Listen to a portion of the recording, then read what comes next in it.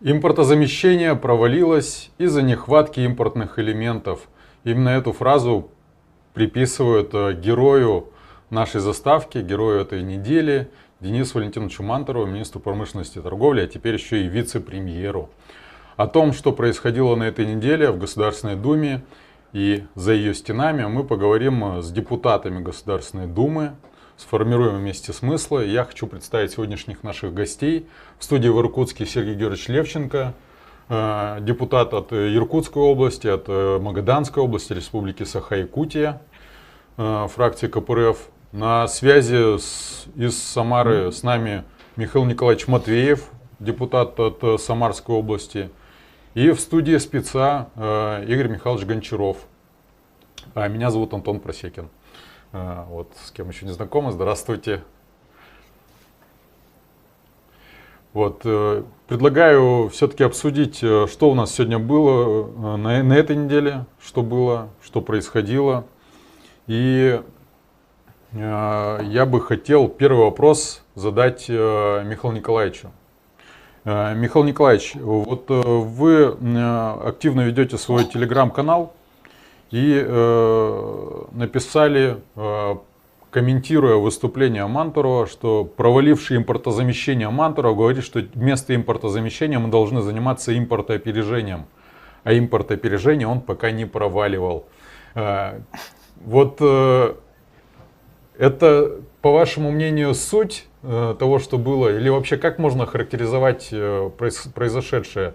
Зачем нам министра промышленности и торговли было повышать до вице-премьера? Возможно, это было связано с цепочкой перестановок. Мы видели, что Рогозина там убрали, да, и, наверное, надо было усиливать как-то контроль за ВПК, но фигура Мантурова, конечно, вызывает здесь достаточно много вопросов. А вот эта цитата, которую вы привели, говорит о том, что наши чиновники очень часто, ну, скажем так, предлагают вместо оценки их текущей деятельности поговорить о каких-то более амбициозных задачах и тем самым увести разговор от, ну, опять же, от оценки собственной деятельности. Я ее оцениваю, кстати, достаточно невысоко. Несмотря на то, что в целом фракция поддерживала кандидатуру, я за нее не голосовал. Понятно, спасибо большое. Игорь Михайлович, какая у вас оценка произошедшего? Мы с вами до эфира общались, эмоций достаточно много. Это по поводу назначения Мантурова оценка? В том числе. Ну, вещь, конечно, как там это говорил классик, задача властей держать народ в постоянном изумлении. И вот человек, который, собственно говоря, провалил всю промышленность, вот, теперь повышается, теперь становится, ну, не то чтобы независимым вот, премьером, но в своей отрасли, в подотчетном ему, да, его подписи достаточно. Вот. Я думаю, что назначение это связано с тем, что грядут большие заказы, оборонзаказы, и нужен такой грамотный, понимающий человек в деньгах, вот, который будет, уже не будет спотыкаться о какие-либо министерские и чиновничьи препоны. То есть у него уровень самостоятельности колоссальный. Вот. Но человек договорной, учитывая, что у него единственное образование – это социолог, он социолог по образованию, это так тоже, для промышленности близко, конечно. Вот. Карьера этого человека тоже известна. Вот. Единственное, где он работал по-настоящему, первое назначение – слесарь, сантехник, а потом он сразу стал социологом, а потом он сразу на 2 военных предприятиях, пребывающих в состоянии банкротства и разрушения, вот. И оттуда сразу в кресло. Оттуда сразу высокие кресла. В дальнейшем он стал, по-моему, на тот момент был чуть ли не самым богатым. Был период, когда о нем говорили, что он самый богатый, и цифры называли, самый богатый госчиновник. Не знаю, насколько это справедливо, но то, что у него колоссальные деньги, это тайна Полишинеля. Вот. Ну и сама затея, само министерство, это я не знаю, в чью светлую голову вот вошло объединить торговлю и промышленность под одну крышу. Но, может быть, умы какие-то более высокие, они как-то это объяснят, но не надо быть большим специалистом, экономистом, чтобы не понимать, что поведение промышленника, логика промышленного развития и торговля, коммерция, они зачастую даже противоречат друг другу. А это нельзя сливать в единое министерство ни в коем образом. Потому что торговец, у него максимальная прибыль, а промышленник — это развитие эффективности, это разные вещи. И история знает того, что вот простой пример. Вот когда Lockheed была абсолютным идеологическим монополистом по двигателям, это была абсолютно датируемая компания. То есть от продажи самолета до самого двигателя колоссальная дистанция. Это нельзя сливать в одно предприятие, ни в коем случае. Я не знаю, трудно комментировать такое назначение. Это, как говорил Черномырдин, никогда такого не было, и вот опять. И вот опять. Вот. А про импортозамещение, он же тоже вот эту точку зрения поддерживает, что в его представлении импортное замещение, да, это покупали здесь, а завтра будем покупать там. И вот эти все идеи, там, по сути, с серым импортом, это вещь тоже чудовищная, вещь неразумная, неперспективная. Кончится это дело тем, что потащат всякие неподконтрольные фирмочки, как челноки потащат оборудование. Соответственно, с потерей гарантии, потерей репутации производителя. Не пойми, что сейчас начнется. Вот. И все вот это вот оказывается вот в этих деловых руках. Не знаю, что еще прокомментировать. Сергей Георгиевич, Денис Мантуров, Министерство промышленности и торговли. Точнее, вот если переставить местами торговли и промышленности, тогда становится понятно, почему вот человек должен олицетворять своей деятельностью импортозамещение. То есть импорт, торговля, замещение, производство. Да? А вот до реальности, когда доходит, вот тут я хотел тоже зачитать о том, как для себя импортозамещение решить Норильск-Никель.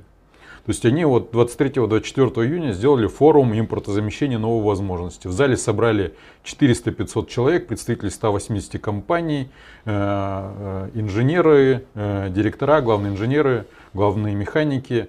Вот. И, в общем, усадили всех договариваться, как вот импортозамещение сделать для конкретной компании.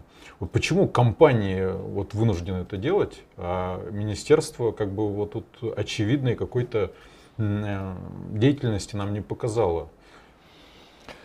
Ну, во-первых, я должен сказать, что практически на этот вопрос Мантуров отвечал дважды, по крайней мере при мне, 15 числа. Сначала на встрече с фракцией КПРФ в Государственной Думе, а затем на пленарном заседании. И когда ему предъявляли претензии по поводу импортозамещения или несостоявшегося импортозамещения, что, собственно, сегодня после экономической войны и военной спецоперации стало очевидно каждому человеку, живущему в стране, он, по сути дела, говорил о том, что несмотря на то, что импортозамещение объявлено, но в технологической цепочке любого изделия, любого конечного изделия, значит, огромное количество частных компаний, которые совсем не озабочены так называемым импортозамещением. Они озабочены тем, чтобы зарабатывать больше прибыли. И тогда, когда была такая возможность, естественно, они искали за пределами Российской Федерации какие-то свои изделия, оборудование, материалы, там, какие-то полуфабрикаты, где было бы дешевле и лучшего качества. И сейчас, как он давал понять ему, как министру промышленности и торговли, предъявлять претензии, где он не владеет всей цепочкой частных предприятий, наверное, не совсем разумно. Но это, с другой стороны, намек о том, а что же нужно делать? Что же нужно делать для того, чтобы было импортозамещение? Не рассчитывать на то, что, значит, частные компании, которые встроены в эту цепочку, а цепочка у каждого сложного изделия очень большая, ну, например, в в автомобиле там около 10 тысяч запасных частей разных составных. То есть это может быть огромное количество изготовителей. Для того, чтобы самолет, вот тот, который здесь в Иркутске создается, МС-21, надо 500 предприятий было объединить. И из них там, скажем, 90% или больше это частные предприятия, которые совсем не обязаны подчиняться тому, что какие решения принимаются на уровне министерства. Это вот часть вопроса, и он, по сути дела, откровенно об этом сказал. Ну и второе, значит, мы сегодня находимся в очень остром периоде. Очень острый. Это военная спецоперация, экономическая война против нас. Но и задать вопрос, а кто же, собственно говоря, должен импортозамещением заниматься, как не Министерство промышленности и торговли? Ну что, Министерство образования, что ли, или Министерство спорта, или какое еще? Конечно, Министерство промышленности должно отвечать за импортозамещение. Но вот если все-таки в целом я с коллегами согласен, потому что успехов у нас нет никаких в импортозамещении. Собственно, военная спецоперация, экономическая война против нас, они сегодня это показывают, потому что у нас просели практически все производство, даже тех изделий, конечной продукции, которые считались отечественными. Оказалось, что там достаточно много разного рода импортных деталей или как минимум материалов. Так вот, если говорить об импортозамещении, то, конечно, этим делом должно заниматься Министерство промышленности, но не только Министерство промышленности. Это и Министерство образования и науки, это и Министерство просвещения, и очень многие министерства, которые должны свой вклад выносить с точки зрения социального развития и так далее.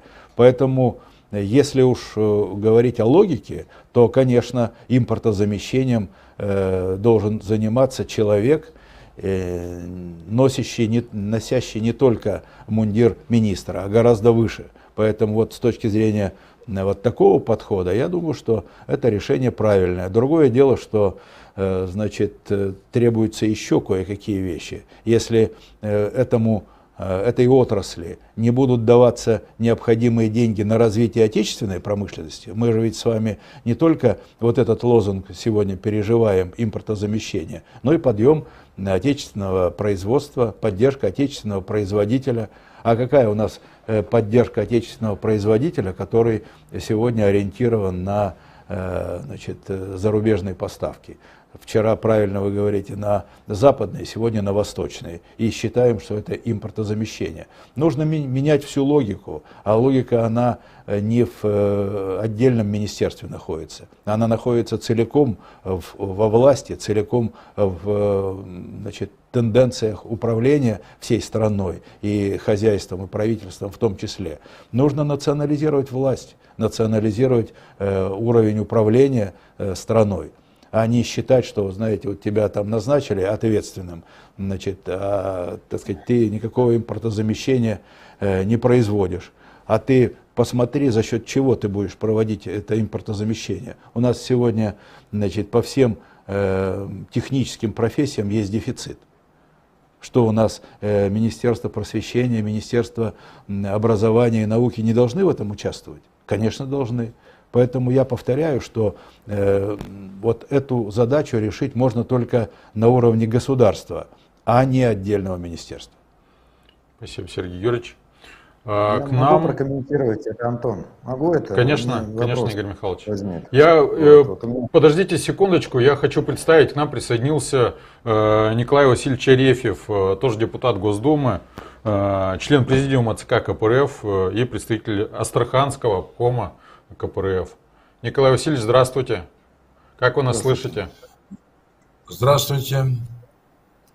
А вы меня слышите? Прекрасно слышу. Великолепно. Ну хорошо. Я бы тогда. все-таки еще буквально, вот Сергей Георгиевич натолкнул меня на такую простую мысль, там он связал, но я бы хотел ее вот поконкретнее услышать.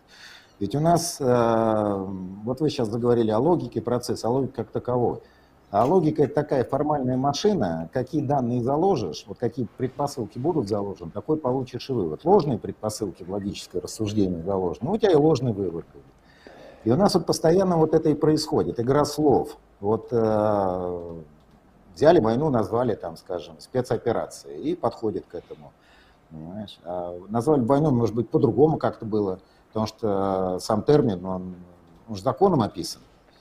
Вот. Соответствующие решения возможно уже принимать по мобилизации, по другой подход к промышленности. И вот то же самое с импортозамещением. Это же ерунда какая-то полная, импортозамещение. Слово-то есть другое – индустриализация. Стране необходима индустриализация. И как это будет произнесено, четко определено, от этого все сразу будет понятно. Потому что это уже государственная задача, а значит план, а значит другое, как Сергей Георгиевич говорит, другая форма управления, другая система.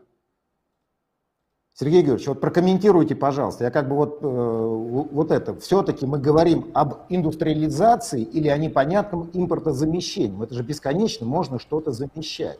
Промышленность надо свою строить. И тогда не понадобится второго мутного термина. Я согласен, Игорь Михайлович.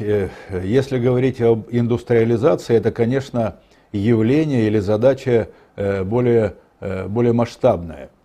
Импортозамещение, ну, оно может касаться тех секторов или тех видов продукции, материалов, которых, скажем, не делается в Российской Федерации. А что касается индустриализации, это даже то, что делается, оно должно быть более индустриализировано, сделано на более современном уровне и так далее.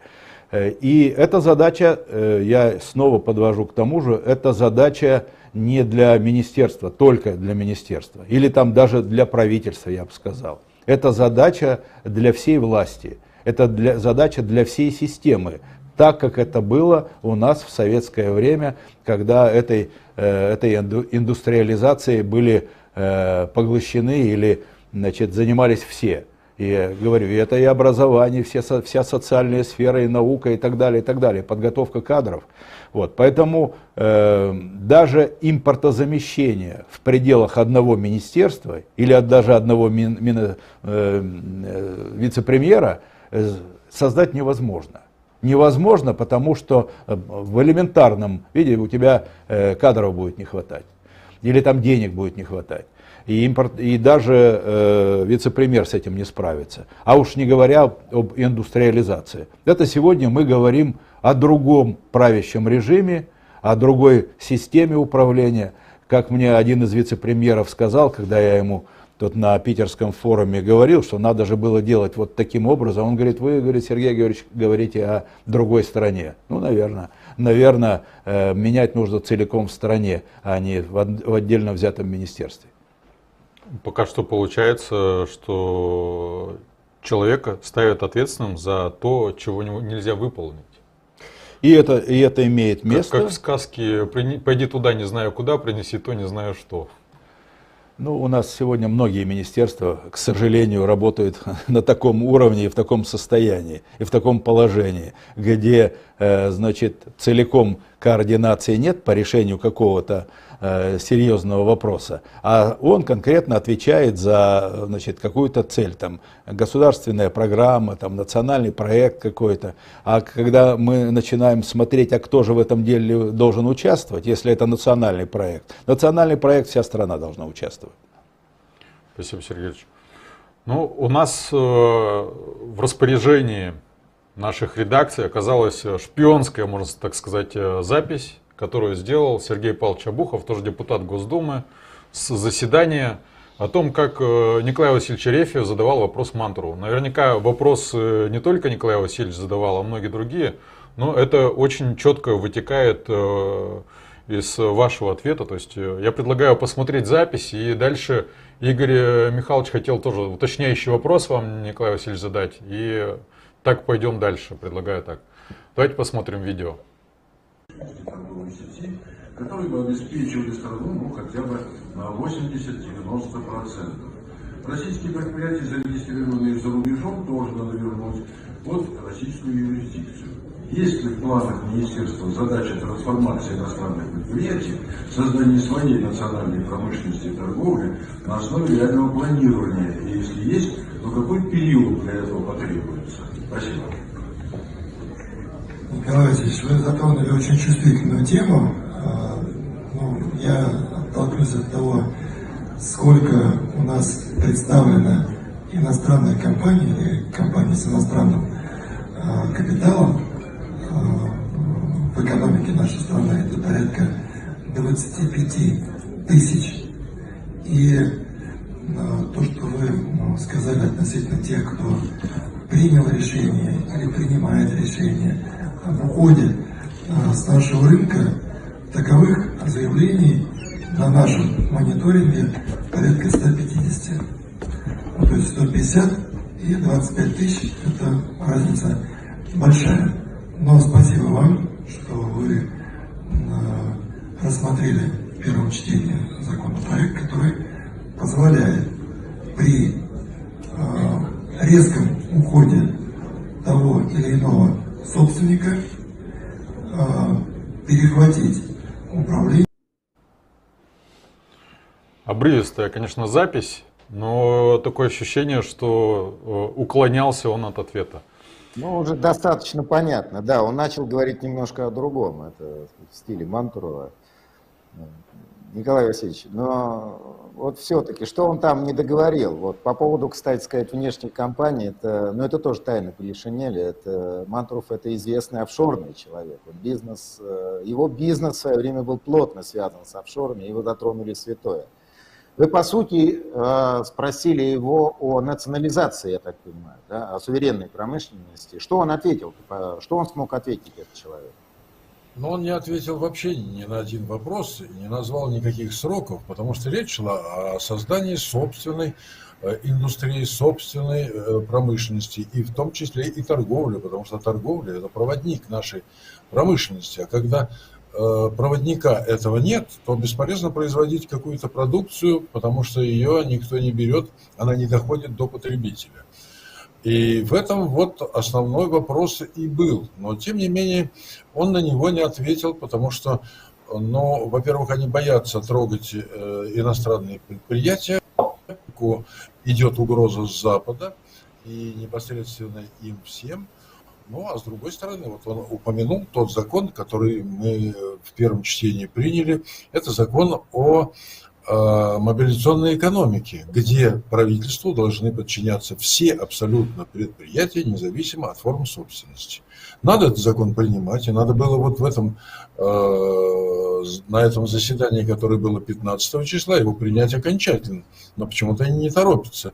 Они торопятся с другим законом, как отдать рекламный бизнес какой-то своей организации. Вот здесь они торопятся.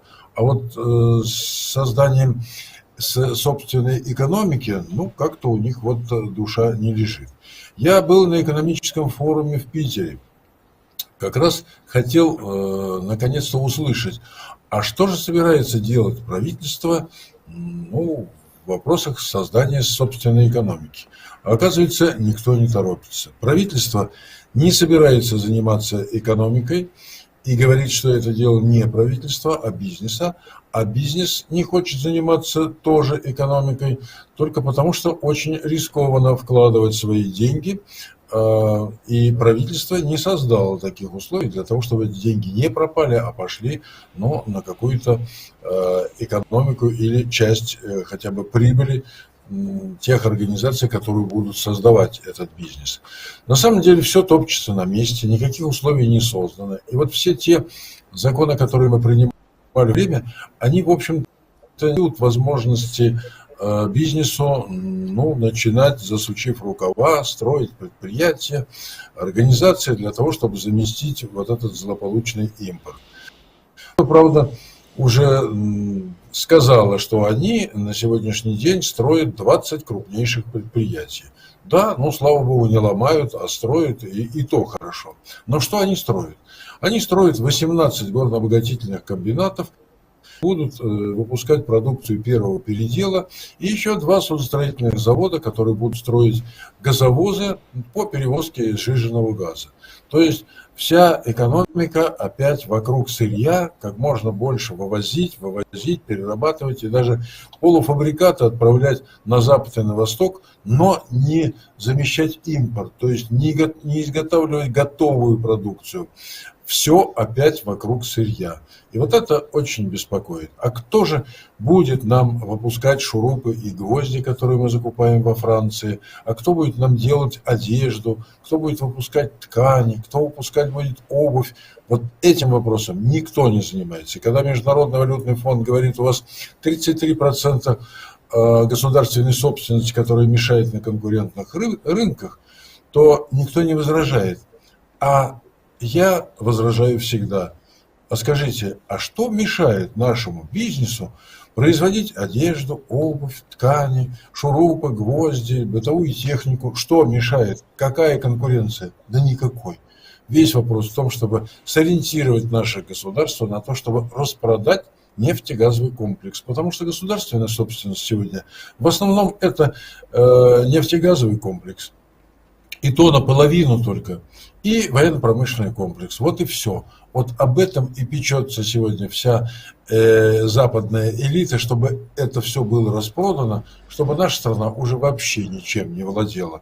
Но, к сожалению, все эти вопросы были в стадии исполнения. Вот сейчас затормозилось только из-за того, что эти санкции не дают возможность реализовать даже эти замыслы. Но, тем не менее, вот то, что сегодня идет ползучая приватизация, уже даже без закона о приватизации, когда путем концессионных соглашений передаются и коммунальные сети, и коммунальные хозяйства, и рекламный бизнес, вот это вызывает, большое отторжение у всех, потому что вот эта беглая олигархия хватает опять то, что еще не успели сломать, и начинает разрушать даже этот бизнес. Вот здесь надо положить конец вот этой приватизации, потому что приватизация в нашем государстве, она ничего не дала. Она разрушила всю экономику. И когда сегодня мы говорим, что надо делать самолеты, надо делать поезда,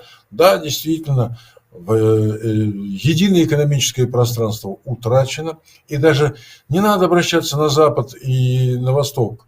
В рамках СНГ можно было бы производить те самолеты, которые мы когда-то производили, но вот беда. Во всех государствах СНГ все эти предприятия уже приказали долго жить, и надо все начинать сначала. Поэтому начинать надо. И начинать надо не какому-то вице-премьеру и одному министру, а всем министерствам, всему Совету министров. Вот тогда что-то получится. Закон мы примем, но им еще надо воспользоваться. Нужна смелость и политическая воля. Если этого не будет, никакие законы не помогут. А, к сожалению, нет у нас волевого человека в правительстве и в государстве, которое смогло смело принимать экономические решения. Совет министров, мне кажется, это не оговорка. Не оговорка, а значит, будущее, ближайшее будущее, я бы сказал. Программа. Да, программа. Сразу тогда, да. Мне бы, Николай Васильевич, почти тот же вопрос хотелось задать, вот перспективно. Как вы думаете, вот без плановой экономики, без мобилизационной плановой экономики, ведь у нас основа современного бизнеса в России, да, настоящего бизнеса, вот мы с Антоном говорили за кадром буквально полчаса назад, это вот как бы три кита. То есть первое – это монополия. Какая торговля, к чертовой матери, когда у нас на сегодняшний день вся торговля – это монополисты, всякие пятерочки и так далее. Они диктуют правила поведения. Это первый кит современного бизнеса. Второе – это управленец, который распоряжается финансовыми потоками, он же министр. Вот сейчас мы имеем как раз ровно такую фигуру, которую, повторяю, по-моему, назначен только ради того, чтобы обеспечить правильное распределение грядущих госзаказов. Скорее всего, это назначение только вот ради того и сделано, потому что ни в чем другом себя человек не зарекомендовал. Вот. Ну и третья замечательная вещь, это тот, кто получает эти госзаказы. Вот, собственно говоря, три кита современного бизнеса в России. Вот тот, кто получает от государственного монополиста эти заказы. И над всем этим царствует коррупция. Понимаете, вот я слабо себе представляю, какие могут быть изменения, какая может быть мобилизация в России, вот если это не сломать. Вот вы только что, Николай Васильевич, это все-таки к вам вопрос. Вот вы сказали, что человек, воля и так далее. А даже придет волевой человек. Вот как он это свернет, не изменив вообще структуру власти? Как это можно изменить? Вы знаете, можно изменить при всяком политическом строе. У нас есть примеры, допустим, королевства Норвегии. Это королевство. Королевство Швеции. Это тоже королевство. Есть президентская республика Германия. Есть республика Франция. Есть монархия. Есть и тот же Китай коммунистический. И та же Куба. И Вьетнам. Вот разные уклады, разные политические течения. Но есть желание людей развивать государство, это государство развивается. У нас же вот эти эффективные менеджеры, которые кроме как денег считать больше ничем не обладают, никакими талантами, но и, значит, не выведут страну из кризиса. Вот вы понимаете, у нас страной правят финансисты. Хотите, не хотите, но Мишустин это тоже из финансового сектора.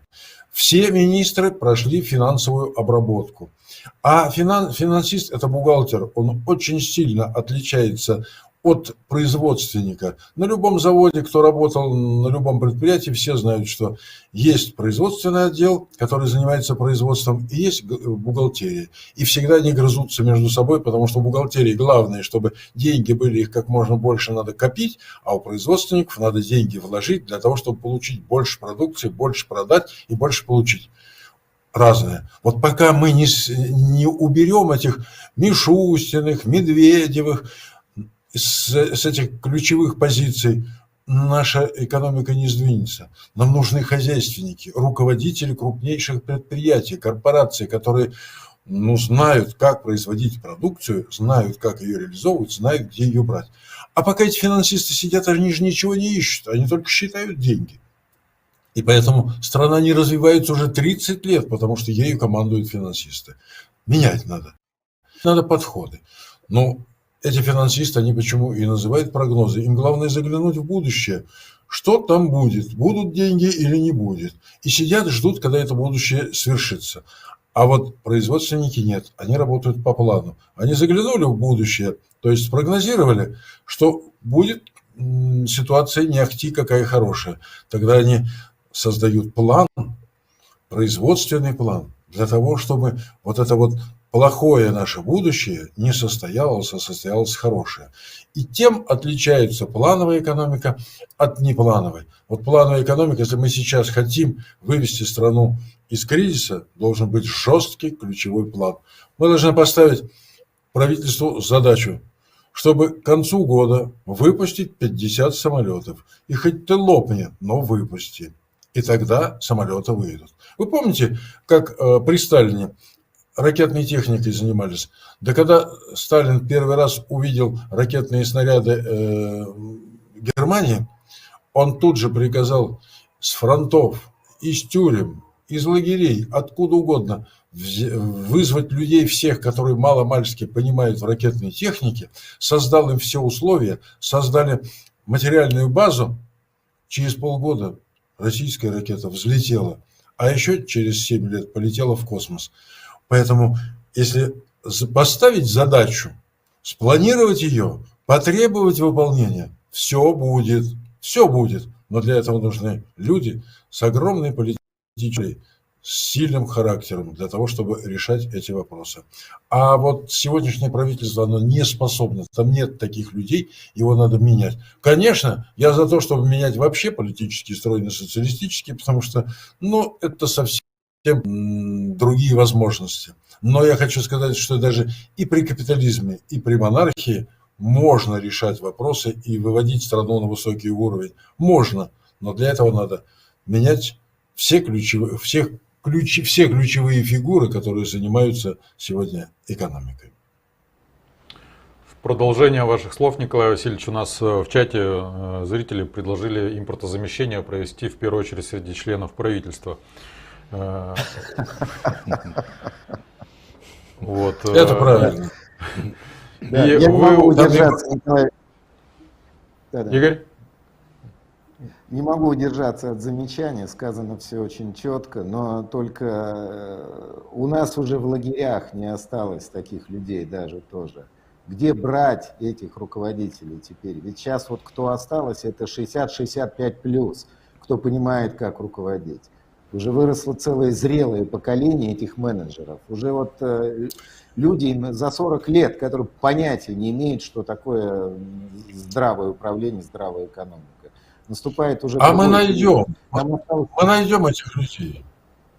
Мы найдем Да. этих людей. Вот мы недавно только рассматривали этот вопрос, и Зюганов все время всем говорит, у нас есть 150 народных предприятий, где уже выкованы кадры, как правильно хозяйствовать. Мы всегда в пример ставим и Грудинина, и Казанкова, и Богачева. Это те люди, которые создали огромные предприятия, которых можно назвать не предприятия, а империи. Вот оттуда надо черпать кадры для того, чтобы их потом распространять по стране. Они могут работать во всех направлениях народного хозяйства, и в сельском хозяйстве, и в промышленности, и в пищевой, и в легкой, и в тяжелой, и в станкостроении, где угодно, потому что это хорошие организаторы производства, которые знают дело. Они научат и всех остальных. Поэтому у нас не оскудела страна. Мы можем взять людей из «Газпрома», из «Лукойла», мы можем взять из других частных корпораций, где люди не деньги считают, а как раз занимаются производством. Это сильные производственники, которых можно брать и ставить на министров, на вице-премьеров, которые знают дело. Есть они у нас. У нас есть еще остатки экономики, есть остатки промышленности и есть военно-промышленный комплекс, где кузница кадров пока еще работает. Я хотел бы в продолжение того, что говорил Николай Васильевич, он говорил о том, что вот в авиации можно ставить план, допустим, выпустить 90 самолетов в год, и этого плана чего бы не стоило добиваться, и задать вопрос Михаилу Николаевичу. Михаил Николаевич, вот вы тоже на этой неделе писали у себя в Телеграме о том, что будете как депутат отслеживать за тем, как по двигателям самарского производства там продвигается вопрос. Вот в чем там ситуация и какая ситуация вот с импортозамещением, это вторая часть вопроса, в автомобилестроении. Там Тольятти, очень много работников сейчас в простое находится. Это же тоже результат импортозамещения, что сейчас в один момент у нас 90% автомобильной промышленности просто встало.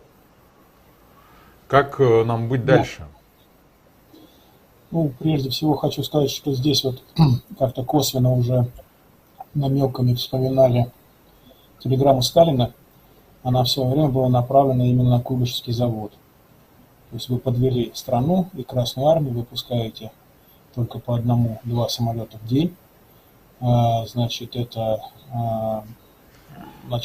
недопустимо. Последний раз предупреждаю. Выпускайте больше Илов. Вот после этой телеграммы, без всякого, так скажем, за счет просто внутренних резервов стали выпускать по 6-7 самолетов в день. Да? Сейчас ситуация, конечно, такая, то, что когда мы слышим из уст одного и того же чиновника постоянное обещание, там, в частности, в авиастроении, или Мантурова, то, ну, как бы это вызывает достаточно серьезное недоверие. Там вот, например, на заседании звучало, что там, по-моему, 1000, что ли, самолетов должны выпустить, если не ошибаюсь, там за какой-то период.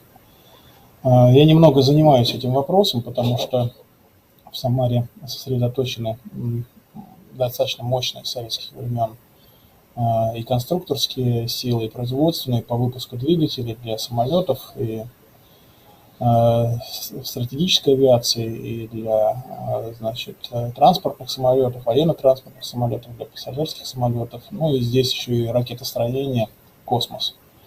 И вот одна из проблем, которая существует сейчас, и которой наша фракция занимается, и в течение достаточно уже длительного количества времени, это ситуация с двигателями для военно-транспортных самолетов, для самолета Ил-114, где ставка сделана на двигатель, пермский двигатель ТВ-7-117СТ, И в прошлом году произошла катастрофа авиационная в Кубинке. Единственный самолет, вот этот вот 114, разбился вместе с двигателем. До сих пор не обнародованы результаты работы комиссии, но специалисты говорят, что проблема в двигателе.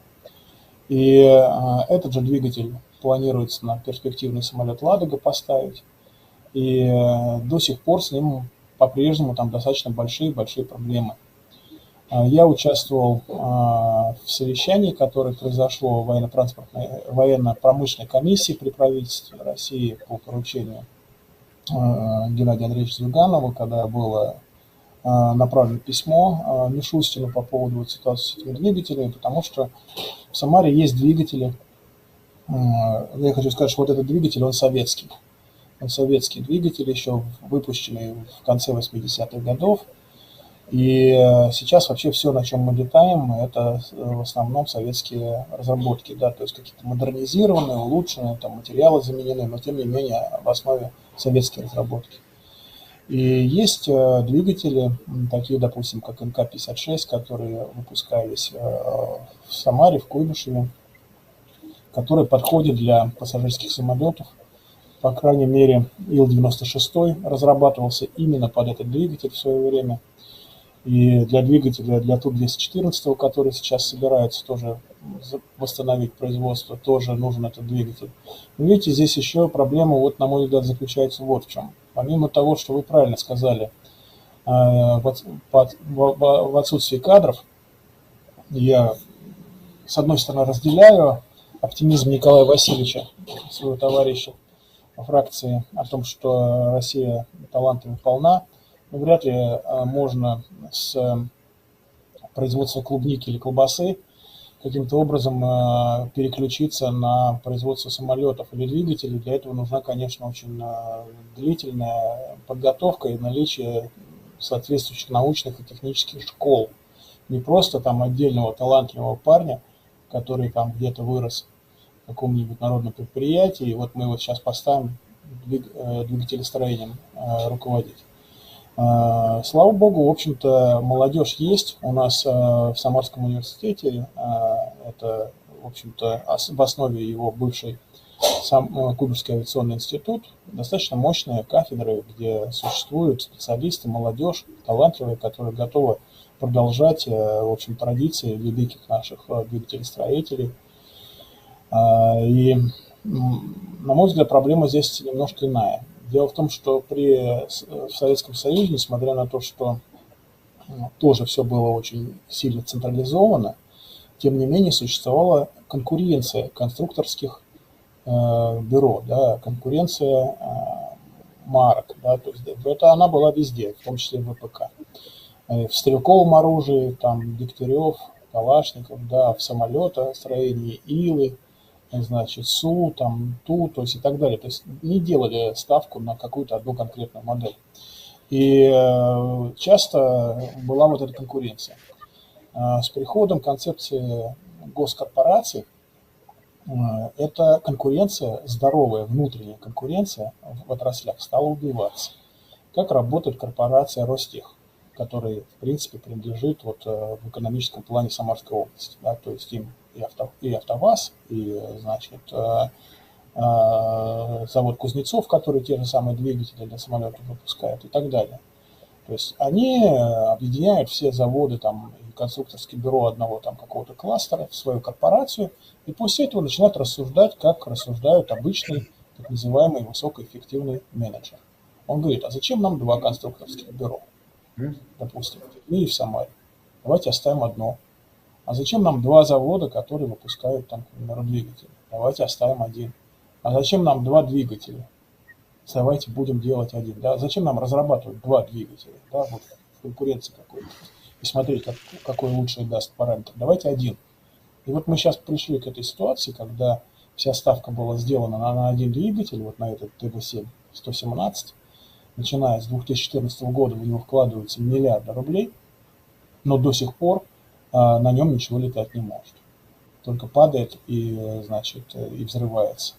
И вот как сейчас выполнять программу импортозамещения, развития собственной авиации не меняя вот этих концептуальных подходов, когда ставка делается на что-то одно.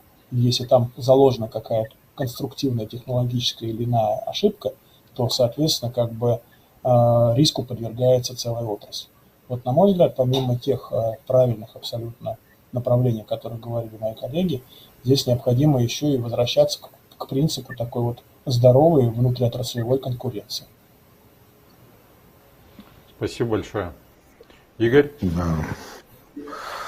Вот. Антон, ну ты знаешь, это настолько все созвучно вот моим мыслям, моему ощущению, что я, конечно, могу позадавать сейчас вопросы, но сказано точно, ясно, и я только могу чуть-чуть, вот как раз я и говорил про монополию, она и здесь монополия. Я только к этому еще бы хотел добавить, ну, со своей уже журналистской злобой, что Ростех и Чемизов, а Мантурова и Чемизова связывают очень давнишние взаимоотношения. Вот, и они не бескорыстные. Вот, и, конечно, от этого альянса ничего хорошего ждать не приходится. Ну а в остальном это мне даже нечего прокомментировать и сказать. Все очень четко, все очень ясно и про внутреннюю и творческую конкуренцию КБ. Это все очень... Но напоминаю, это было все-таки в другой стране, в другой системе. Вот. Я убежден, и ну, что мое убеждение? Сама жизнь показывает, доказывает нам ежедневно, что не просто с этой властью, а в этой системе ничего толкового не будет. Вот. Сколько там... Страна будет выживать только за счет... Вот при них страна будет выживать, будет жить только за счет продажи ресурсов. А опять же, это монополисты. Я бы оставил вот высказывание цельным и не стал его колебать. Спасибо, Антон. Я хотел бы, подводя уже, может быть, какие-то итоги, задать вопрос Сергею Георгиевичу. Все-таки вот мы обозначили тему, такую название сегодняшнее, что Мантуров вице-премьер, мантры без всяких мер. Мы понимаем, что во многом голосование за Мантурова, которое было практически единогласным, во многом это аванс. И аванс, вот, данный в таких условиях тяжелых, в которых находится страна, и ну, по многим оценкам этот аванс нужно было дать. А все-таки говорил ли он о каких-то мерах, которые предлагает вообще в нынешних условиях делать? То есть были ли какие-то конкретные от него предложения? Или мы все-таки опять были в рамках определенных мантр? Предложений я не услышал, тем более конкретных предложений. Очевидно, голосование, вот такое достаточно консолидированное, действительно было в связи с тем, что люди понимают технологию, что тот, кто занимается на сегодняшний день подготовкой, выпуском военных изделий для спецоперации, тот, кто отвечает за промышленность вот в этих сложных условиях разного рода санкций западных, значит, должен иметь больше полномочий.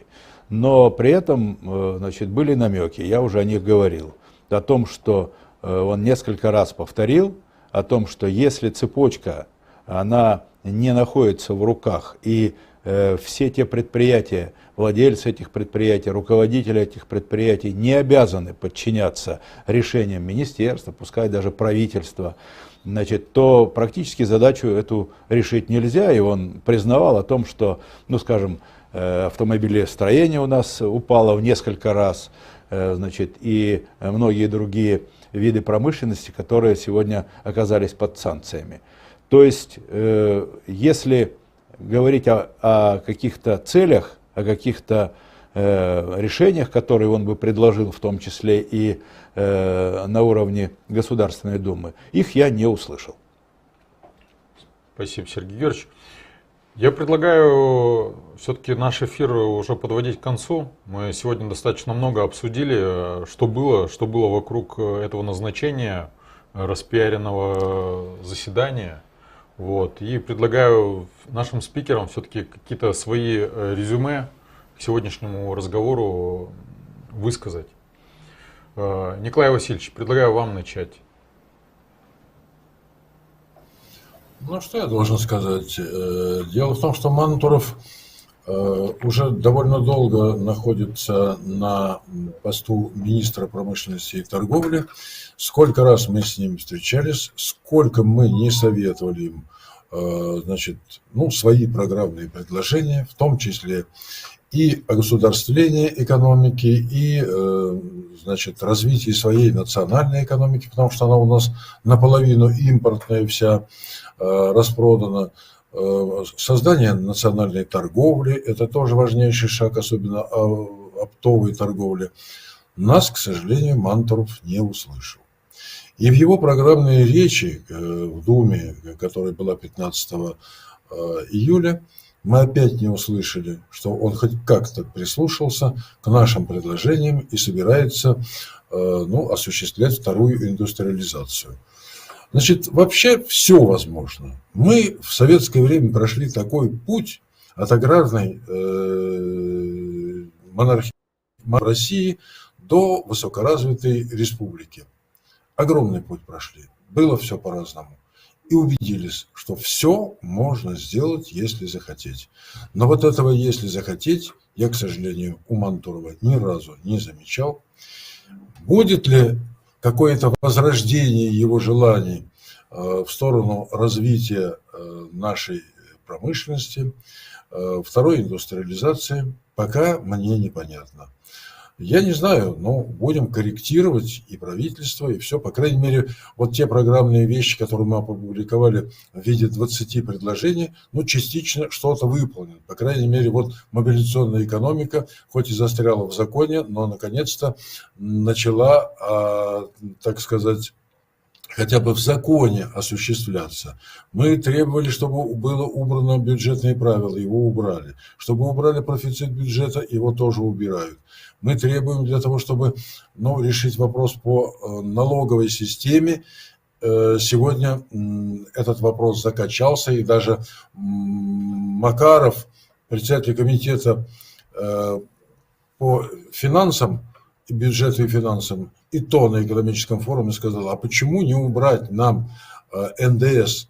Никаких выпадающих доходов не будет, ну, будет всего лишь кассовый разрыв. Мы об этом тоже много раз говорили. И если сегодня единороссы об этом заговорили, значит, наверное, и этот вопрос будет решаться, а мы уж во всяком случае подтолкнем. Но я, в общем-то, с оптимизмом смотрю, что если давать дельные предложения, то и нажимать на наше правительство, то чего-то можно добиться. Будем надеяться на лучшее. Спасибо большое. Михаил Николаевич. Конечно, страна ждала очень многого от этого заседания. Я читал, что некоторые даже журналисты, так скажем, нагоняли такой какой-то сенсационности, называли внеочередное заседание экстренным, да. Были ожидания, что сейчас будут приняты какие-то решения, может быть, там военное положение будет вводиться где-то, да, то есть или там мобилизация, или что-то очень важное, что приведет к какому-то коренному перелому в войне. Но, к сожалению, все заседание свелось к двум основным сюжетам. Это назначение Мантурова и принятие закона в первом чтении о наделении частной компании функциями рекоператоров в цифровой рекламе. Мне очень понравилось выступление Николая Васильевича, там, когда все сводилось к компании Авито, что она там вот такая вот злобная иностранная голландская компания, которая частными объявлениями российскими, понимаете, манипулирует и выявляет там какие-то персональные данные, которые как-то Запад там использует, а деньги отправляет за рубеж прямиком, значит, видимо, на снабжение украинской армии. Ну, Николай Васильевич сказал, подождите, у нас же огромное количество компаний, тот же «Газпром», «Роснефть» и так далее, с иностранным участием. Они-то что? Мы ими-то почему не занимаемся, да? На мой взгляд, конечно, проблема импортозамещения связана с созданием именно суверенной промышленности, причем в ключевых отраслях. Не надо перегибать палку и стремиться, чтобы каждый утюг был советский, да, чтобы каждая шариковая ручка обязательно в России выпускалась. Думаю, такой задачи нет. И, на мой взгляд, вообще не надо изгонять иностранный бизнес из компаний, из тех отраслей, в которых он работает, выполняя российское законодательство. Да. Другое дело, что все-таки нельзя сравнивать сервис по распространению частных объявлений, к примеру, да, и авиастроения. Поэтому, конечно, то, что мы видим сейчас, это такая достаточно некрасивая, да, для страны, но в то же время обычная история, характеризуемая русской пословицей «кому война, кому мать родна». Да? То есть под шумок там какие-то компании типа Русавтодор, которая зарегистрирована в британских Виргинских островах, значит, и принадлежит там двум братьям с армянской фамилией, вдруг решили отжать у иностранцев их бизнес, ну и, я так понимаю, у огромного количества россиян тоже их под шумок, спецоперации, там, национальной безопасности и так далее. Такие вещи, конечно, на мой взгляд, ну, недопустимы, потому что мы таким образом, ну, ничего не достигаем в сфере ни национальной безопасности, ни укрепления собственной экономики, только, наверное, будем распугивать и собственных отечественных предпринимателей, и тех немногих иностранцев, которые остаются. А во-вторых, тема дружественных и недружественных стран, ну, вы знаете, это дело такое. Сегодня они дружественные, завтра они недружественные. Каким образом можно характеризовать Турцию, к примеру? Как дружественную страну или как недружественную? Очень большой вопрос, да? Или там Казахстан, да? Или Китай, или даже Беларусь. То есть, ну, как говорил один из наших императоров, у России нет друзей, кроме армии и флота. Поэтому, конечно, вот все, что связано с армией, все, что связано с флотом, здесь должна быть, на мой взгляд, стопроцентная локализация, даже без каких-то там полудружественных стран, значит, потому что это вопрос именно национальной безопасности. И мы видим, как происходит определенная перестройка правительства, умов нашей элиты правящей. Никто ведь, кроме Владимира Владимировича Путина, не знает, в чем заключается конечный план спецоперации. У нас то, что мы сейчас видим, это революция сверху. И, соответственно, как бы элиты, особенно правящая партия, не успевают перестраиваться за новыми какими-то сигналами, которые приходят из Кремля. КПРФ в этом плане намного проще, потому что наша программа, взгляды, наши законодательные инициативы носят такой как бы системный, последовательный характер, вытекающий из нашей программы и нашего представления о том, какой должна быть экономика и социальное устройство государства. В этом плане единороссы левеют, то есть они становятся, берут наши инициативы, вынужденные в экономической сфере опираться на то, что мы говорим, но, естественно, по политическим соображениям, не признавая этого. Поэтому, на мой взгляд, задача левопатриотических сил, задача коммунистической партии, фракций наших КПРФ, это наращивать свое давление. На мой взгляд, необходимо большее количество вносить законодательных инициатив, потому что именно законодательная инициатива дает возможность Государственной Думе проведения каких-то дискуссий. Необходимо навязывать правительству, навязывать власти нашу собственную программу, потому что другого варианта у нас нету. Действовать сейчас нужно намного быстрее, с большим опережением.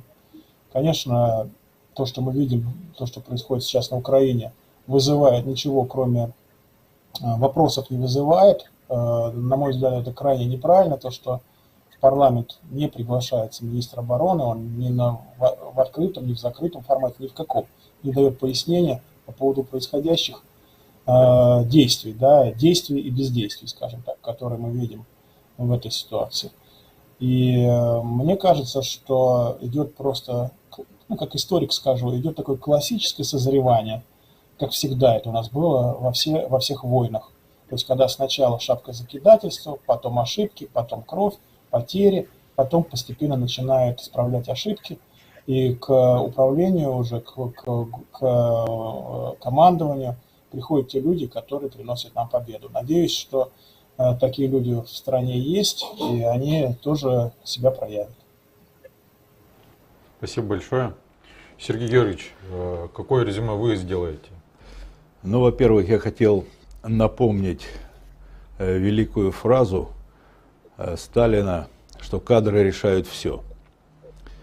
Мы сегодня много раз касались этой темы, есть они, нет их, но я должен сказать, что мы обязаны будем их найти, несмотря на то, что на сегодняшний день мы очень много предлагали разного рода мер, они не принимались. Я хочу напомнить, мы сегодня говорили о планировании, что мы много лет назад, по сути дела, навязали Государственной Думе закон о стратегическом планировании, который под нашим давлением был принят, но практически никак не реализовывался уже много лет. Но сегодня наступил такой период прозрения. Мы, наверное, могли сползать всей страной еще долгое время, потому что та закваска, та база, которая была создана в советское время, она очень крепкая. И то, что реальные доходы населения 2008 год подряд падали, и 20 миллионов людей, которые за чертой бедности, и постепенное вымывание кадров из, по крайней мере, промышленности, из технических специальностей и так далее, и так далее.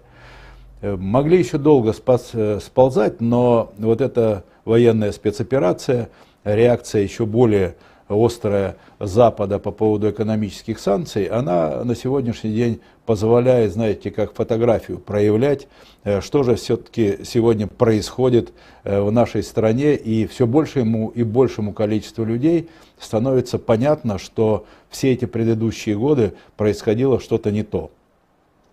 При всех прочих заявлениях, вот мы сегодня говорили об импортозамещении, которые много раз заявлялись на уровне руководства страны, и поддержки отечественного производителя, и создания там десятков миллионов высокотехнологических рабочих мест и так далее, и так далее. Это я говорю все те широко вещательные заявления, декларации, которые были особенно в период проведения федеральных выборных кампаний. Все это дело сорвано, все это дело не выполнено.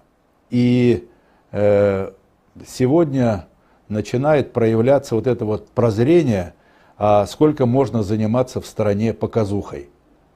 Вот суть сегодняшнего нашего управления – это показуха, самореклама, картинка и все остальное. И когда мы начинаем искать как в какой-то отдельной части этой картинки какую-то причину, как вот, допустим, даже в министерстве, мы за деревьями леса не видим. А лес как раз говорит о том, что сегодняшняя система управления страной неверна. Она привела нас вот к этой сегодняшней ситуации, когда мы все больше и больше получаем примеров тому, куда мы пришли, несмотря на то, что был очень серьезный, большой, мощный советский потенциал. Поэтому мы говорили уже неоднократно, по примеру назначения Мантурова вице-премьером, мы говорим о том, что мы ему предъявили те претензии, которые, по сути дела, должны предъявлять правящему режиму. Всему правящему режиму, который сегодня завел страну в такую ситуацию, что и внутри страны, у нас, к сожалению, все разваливается, и 141 страна выступила против России с точки зрения проведения санкций или подчинения этим санкциям. Можно было бороться, в том числе и с таким так называемым мировым сообществом, но тогда внутри страны должно быть мобилизовано, а у нас ни там, ни здесь, к сожалению. Спасибо большое, Сергей Георгиевич. Игорь Михайлович, нужна ваша глубокая аналитика по всему, что мы сегодня проговорили. Спасибо за глубокую аналитику. Я бы хотел отдельно Михаила Николаевича поблагодарить за такие высказывания. От себя замечу. Но, может быть, и хорошо, что министр обороны к вам не пришел, понимаете, потому что я представляю, это был бы какой позор не просто на всю страну, а на весь мир. Я представляю ваши вопросы и его ответы. Я не слышу вас, извините.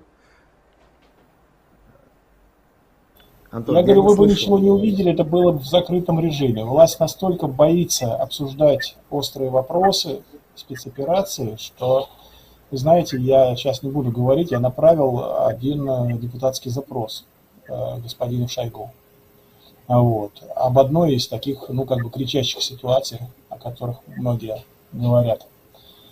Получил ответ 16-м кеглем. Знаете, почему-то Министерство, значит, обороны отвечает не 14-м кеглем, а 16-м, то есть такими большими крупненькими буковками. И там было написано, там, в общем-то, было 2 абзаца. В первом было написано, что на мой вопрос они ответить не могут, потому что это военная тайна, а во второй части было написано, что все идет по плану. Понимаете? То есть вот и все. То есть вот так вот разговор.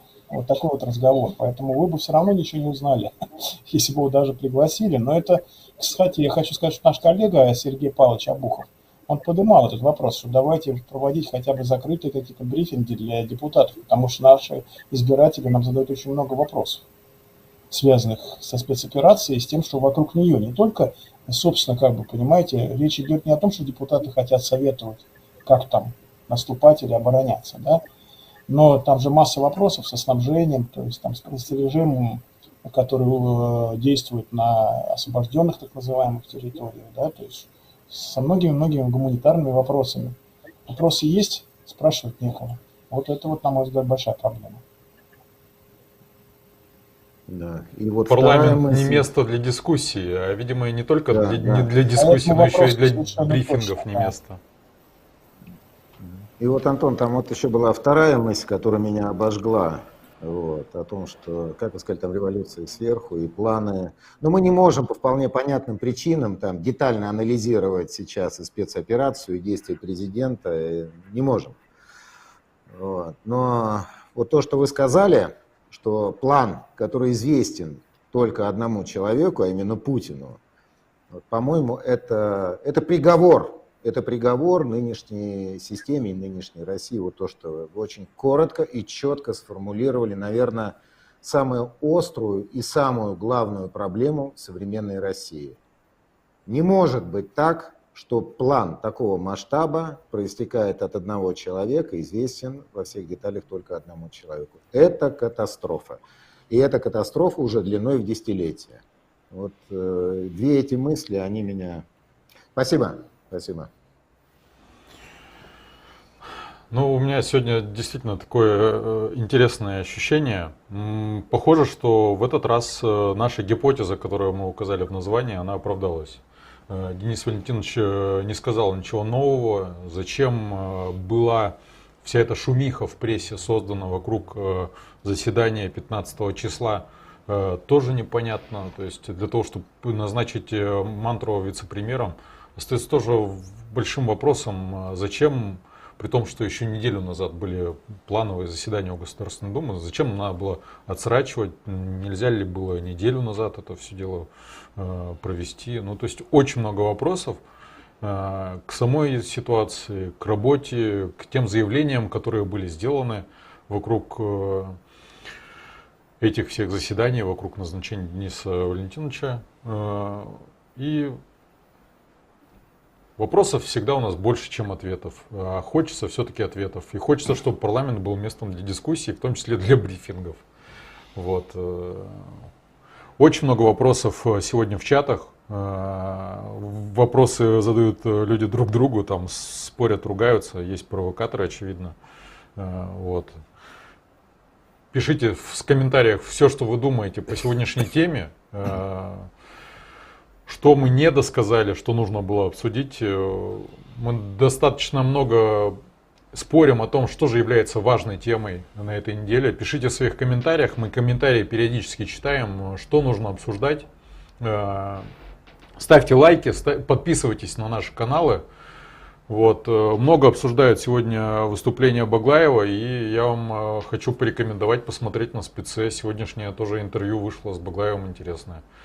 Вот. Спецлайф, Рабкор, Сергей Королев, Пульс Приангария, Байкал-Инфо. Подписывайтесь на каналы, даже если вы их не смотрите, чтобы быть в курсе вообще, чем живет страна. Страна наша огромная. Вот. Я хочу поблагодарить всех наших гостей за сегодняшний эфир, за ваше время, за ваши мысли. очень помогли нам разобраться.